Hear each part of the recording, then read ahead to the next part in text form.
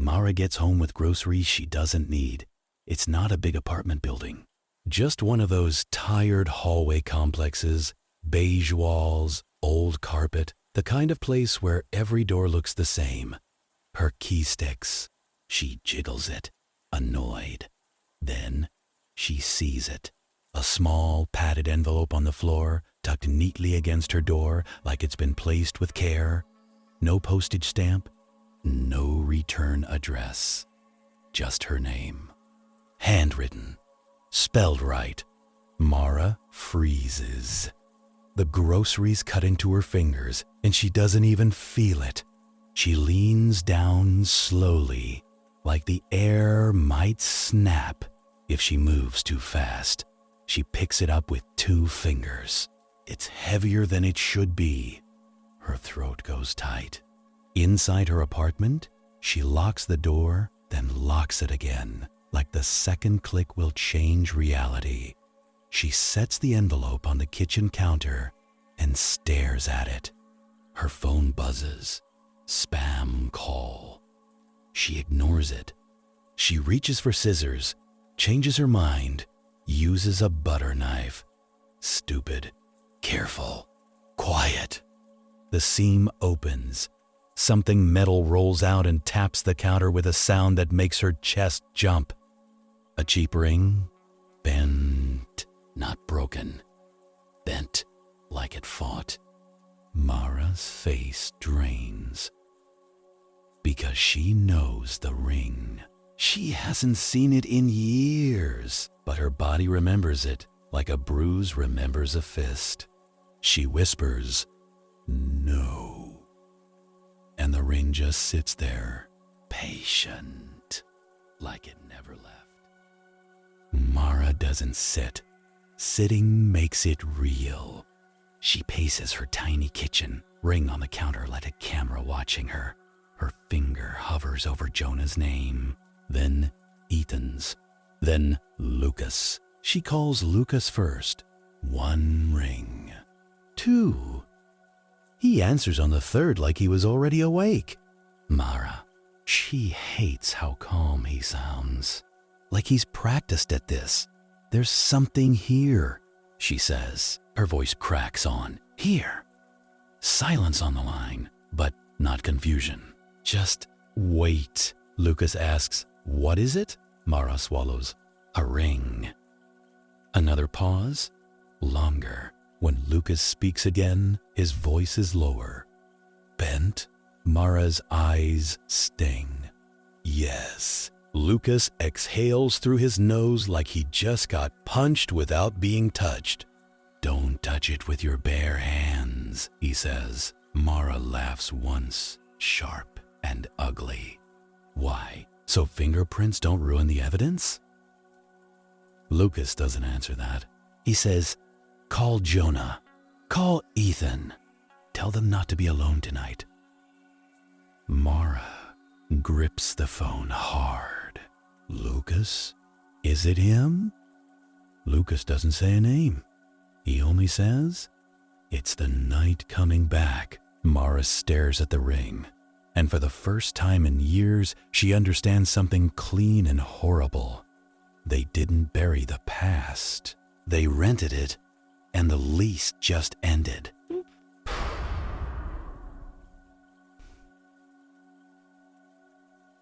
They meet where people meet when they want witnesses. The 2-4-hour parking lot off a highway, bright overhead lights, cameras, cars sliding through like fish. It's raining, light but steady, the kind that doesn't look dramatic, just relentless. Jonah arrives first, hood up, eyes scanning every passing car. Ethan pulls in too fast, tires hissing on wet asphalt. He slams the door like anger can keep him warm. Lucas comes last, not rushed, not relaxed, controlled. Mara shows them the ring from inside a zip bag.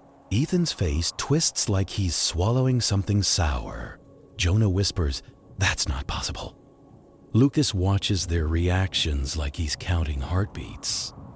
Ethan snaps, "Don't start with the calm voice. Lucas, not tonight.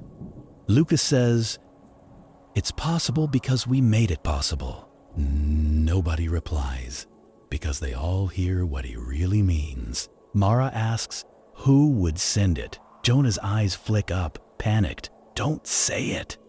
Ethan laughs once. Say what? The truth? Lucas speaks carefully, like words are matches. It's not a threat, he says. It's a reminder. Jonah's jaw shakes. Of what? Lucas looks right at Jonah, then at Mara, then Ethan. Of the bridge, he says, of the stop, of what we chose. Rain ticks on the car roofs around them. A truck passes and throws white noise across the lot. And for a second, in that noise, all four of them feel the same thing. The past isn't behind them. It's standing next to them, in the rain, smiling without a mouth. 7 years ago, the rain was heavier. They were younger, louder, meaner in that casual way people are when they think consequences are for other people. It wasn't supposed to be a big thing. Just a scare. Just a lesson. They followed him out after the shift, after the jokes, after the shoves, after Ethan went too far and Mara didn't stop him. And Jonah filmed because filming made him feel safe. The man ran. Not fast, not strong, desperate. He hit the shoulder of the bridge and slipped. Lucas remembers the sound of bone on concrete. He pretends he doesn't. Jonah remembers the phone screen catching the street light. He tells himself it was dark. It wasn't. Mara remembers the ring because it scraped the asphalt when the man reached out. Ethan remembers the look on the man's face when he realized nobody was coming to help. The man's hand was open, not begging, showing. Like, look what you did. They stood there in headlights and rain, and nobody called 911 at first. Because calling would mean admitting, and admitting would mean the story changes. So they did what people do when they're guilty and smart enough to fear the law. They made a plan. Lucas said, we leave now. Ethan said, he'll live. Jonah said nothing, just kept recording. Mara watched the ring gleam once under the light. Then the rain swallowed it. Then the night did. In the parking lot, Ethan can't stand still. He paces, hands in fists, jaw working. This is somebody messing with us, he says. Some sick prank. Mara points at the bag. That ring wasn't public. We never told anyone. Jonah flinches. We told ourselves it didn't matter. Lucas says, we told ourselves a lot. Ethan turns sharp. So what, Lucas? You're the moral one now? Lucas doesn't rise to it. That's what makes Ethan hate him. Lucas says, whoever sent it wants us awake. Jonah's voice is small. What if he didn't die? Silence, because that's the thought they've all fed scraps to for years. Mara shakes her head. We saw. Her voice cuts off. Because what they saw wasn't certainty. It was chaos. Rain. Panic. Lucas looks at the wet highway beyond the lot. Even if he did, Lucas says someone remembers.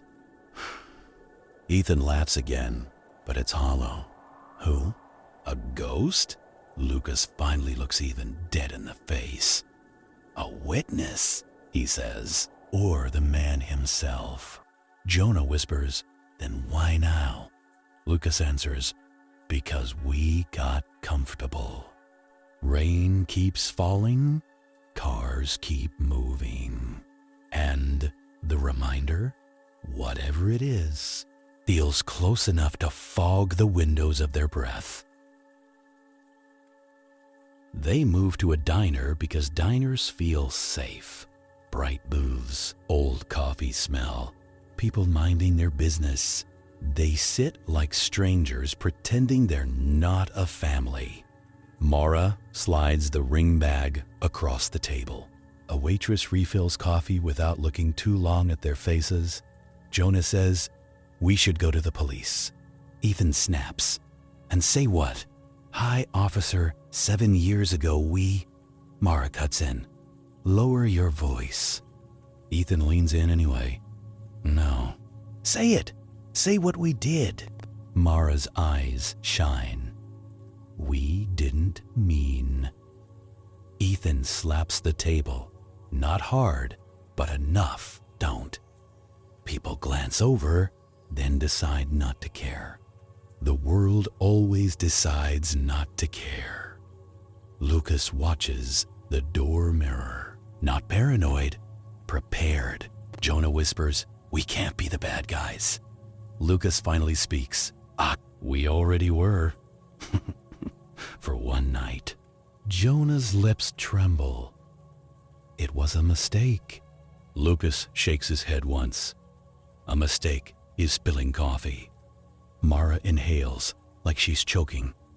Lucas's voice stays flat. "We chose over and over." Ethan's eyes go wet with rage more than grief. "So what now?"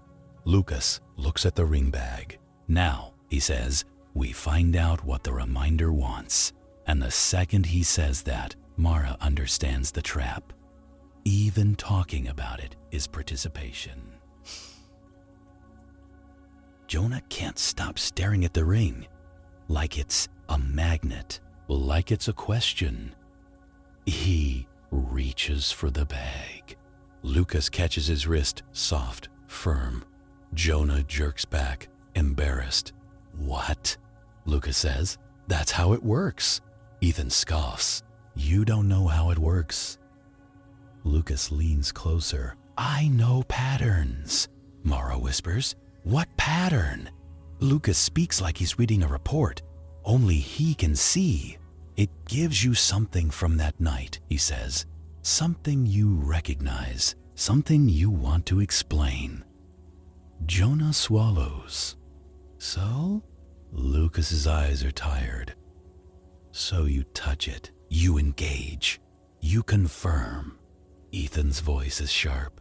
"Confirm what?" Lucas pauses, then says the line that makes Mara feel cold.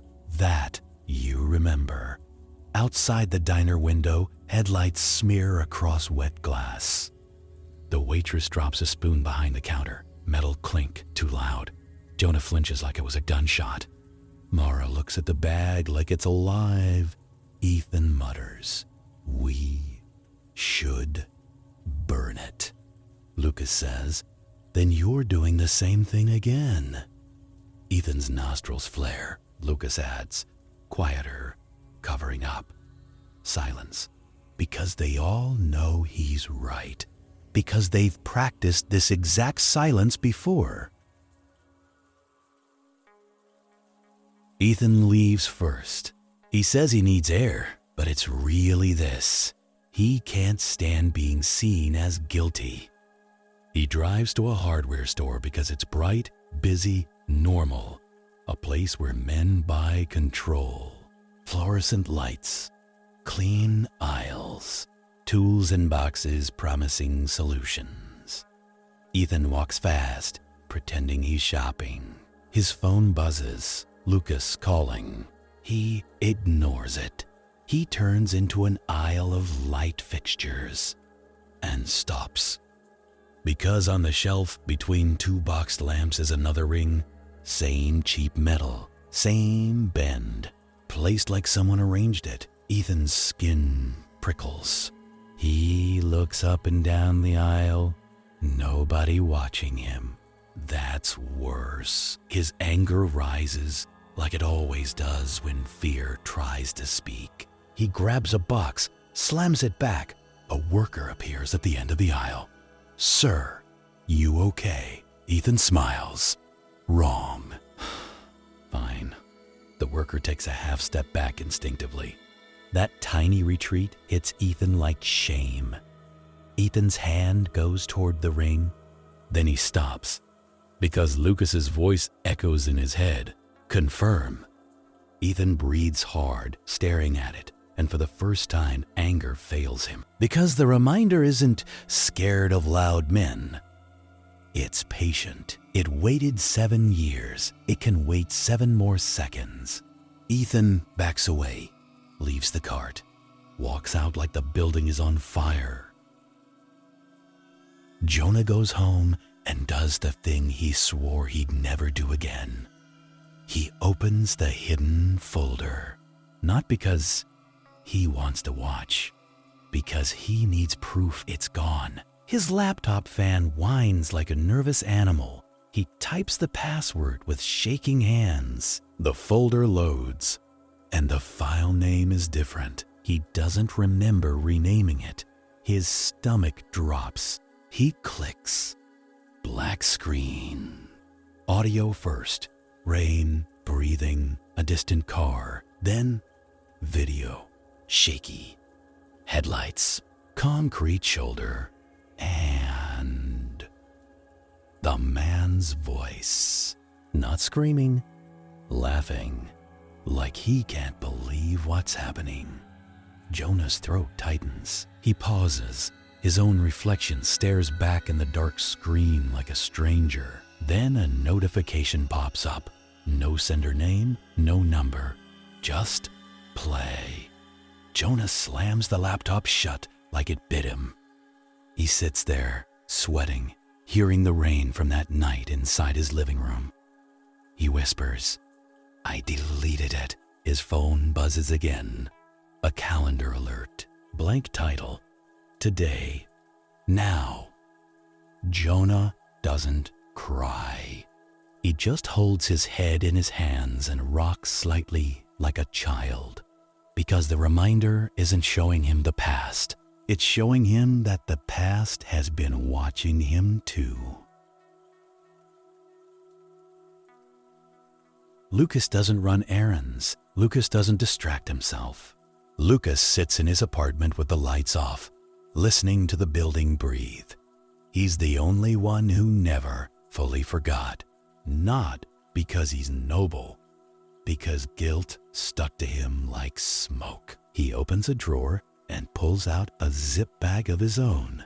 Inside, a motel keycard from that night. No writing visible anymore, wiped clean. But he remembers the room number anyway. Lucas stares at the card. Then his phone rings. Unknown number. He answers. At first, nothing, then a sound. Traffic below a bridge. Rain, a distant laugh. The exact laugh from Jonah's video. Lucas's fingers go numb. He whispers, "You're alive." The call ends. Lucas sits there, breathing through his nose, trying not to panic, and he realizes the cruelest part. The reminder isn't trying to destroy them. Not yet. It's teaching them the rules. Rule 1, it can reach you anywhere. Rule 2, it has receipts. Rule 3, Lucas was right to be afraid because he's not being haunted. He's being contacted. They meet again on a pedestrian bridge above traffic. Wind pushes at their clothes. Cars flow below like the city doesn't care. Mara looks like she hasn't slept. Ethan looks like he wants to fight God. Jonah looks like he might vomit. Lucas looks like a man holding a door closed with his back. Mara says, "We should confess." Ethan barks, "Confess to what? A ghost? A prankster?" Jonah whispers, "The video changed. Somebody has it." Ethan snaps, "Of course you kept it." Jonah flinches. "I didn't keep it. Lucas cuts in. "Stop." They all quiet, because Lucas never raises his voice. Lucas says, "It's separating us on purpose." Mara's voice trembles. Why? Lucas stares at the traffic because together we share blame. Alone, we break. Ethan steps closer to Lucas. So what do you want? Lucas finally turns to them, eyes flat. I want us to stop rewriting, he says. Jonah shakes his head. We can't be monsters, Lucas answers. We were monsters for one night. Wind slams between them. A semi-truck roars below. And in that roar, Mara hears it again. Faint. Impossible. A laugh. Not from any of them. From somewhere too close to explain. Jonah's phone buzzes. All of them hear it because silence is loud now. Jonah looks down. His face empties, Mara whispers. What? Jonah shows the screen without meaning to. A location pin. No message, no sender. Just coordinates and a time. 10 minutes. Ethan scoffs, but his eyes are scared. Don't go. Mara shakes her head. If we go, we're doing what it wants. Lucas stares at the pin like he already knows the place. His voice comes out quiet. It's the bridge shoulder, he says. The same stretch. Jonah's breathing speeds up. No. Lucas nods once. Yes. Ethan grabs Jonah's arm. We're not going. Mara wipes her face hard, like she's angry at her own tears. Then what? Wait for the next package? The next ring? The next video? Lucas looks at each of them. He says, this is the reminder turning into a meeting. Mara whispers, and if we don't show, Lucas answers honestly, then it'll come to us. Rain starts again, light and steady. The city keeps moving, and above the traffic, 4 people stand frozen, finally understanding. Time didn't erase anything. It just gave the past better timing. Not enough. Not even close.